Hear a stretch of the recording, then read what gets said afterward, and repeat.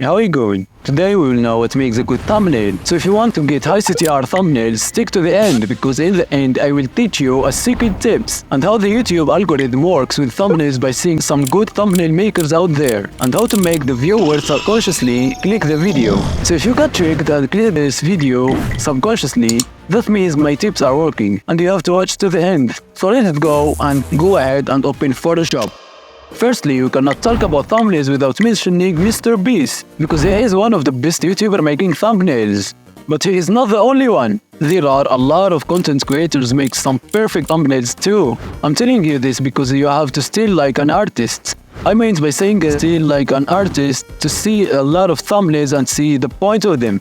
Because there are a lot of types of thumbnails for different contents, like the me thumbnails, the ones that are Mark Rober using on his channel, and then thumbnails of before and after thumbnails. Like this one I did, it shows like a comparison between two things, and the time-lapse thumbnails, like I survived 100 days of hardcore Minecraft, and the type of 1 day and 100 day time-lapse, and more and more. If we mention them all, it will take a lot of time and we have to learn how to make a thumbnail.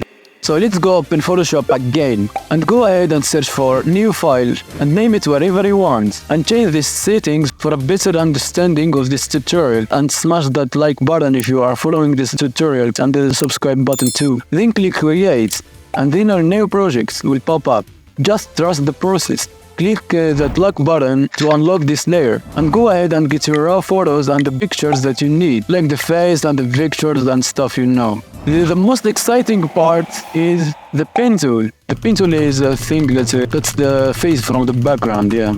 2,000 years later. Finally, we have cut the face from the background. I just realized that I didn't tell you what type of thumbnail we are doing. So the type is before and after. Continue the tutorial. Then we have to do like a green space background to attract more of the dark YouTube users, because 80% of YouTube users are using dark mode. And then adjust the shadows by adding a curve layer or exposure layer. Then you click on the white thing box there, it's called the mask, and press B on your keyboard. Then look what color you have on your brush by looking at here. The white color means to add the mask, and the black colors means to subtract the mask. And press X to change between them. And then you can draw a simple shadow by adjusting the exposure slider, and then draw to the ground under the character.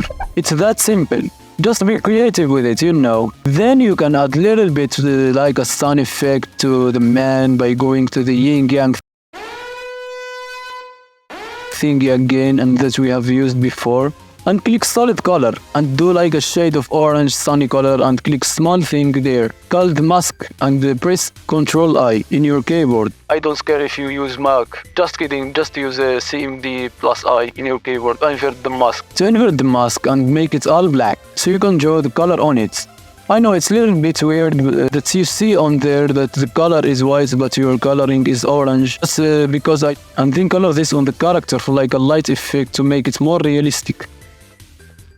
Oh shit, I forgot to tell you that don't forget to save your projects from a while to while. Give it a name and click save. When I'm finishing my thumbnail, let us just have a little bit talky talk. Just be creative with it, bro. Add text by using T and on the keyboard, and double clicking to edit the text, and then modifying the fonts and size. You can go through a different method to create same thing. You know, the Photoshop is all yours. Just be creative with it. I forgot to tell you that you can zoom using Ctrl plus dragging the left click button on the mouse. And you have to click H to do it, yeah. And V to move the layers. Yeah, don't forget to take some breaks, and it doesn't have to be perfect on the first try, bro. Try practice a little bit and it will be better, trust me. And I have forgot to tell you again about my YouTube thumbnail experience. I started doing thumbnails like before 3 years, and I did like more than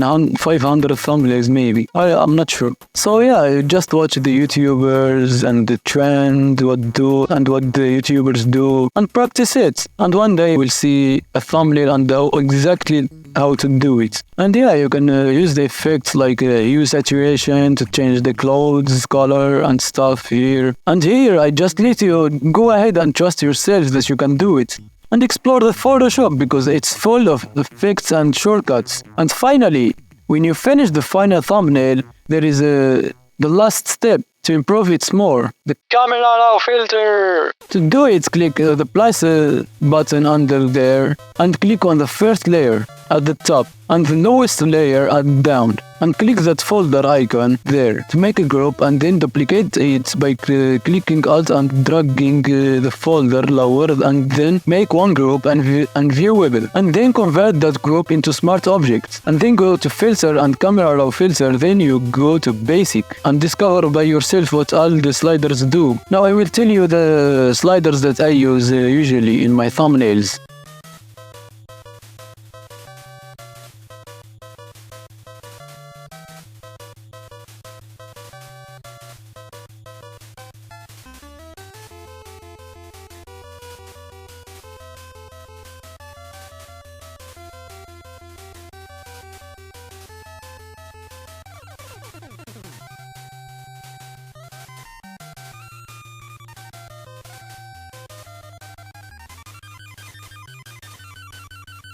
Then, there you have a high CTR thumbnail. Voila! In the end of this video, I like to tell you that you can learn everything. Just put the effort and focus on. As you know, good things needs time. And yeah, discover the Photoshop because it's all yours. You can give it time, you will become more good at it. And don't forget to take it easy on yourself and not to be mean to yourself if your first result wasn't enough. And for now, just go away to the Photoshop and start practicing. What are you waiting for?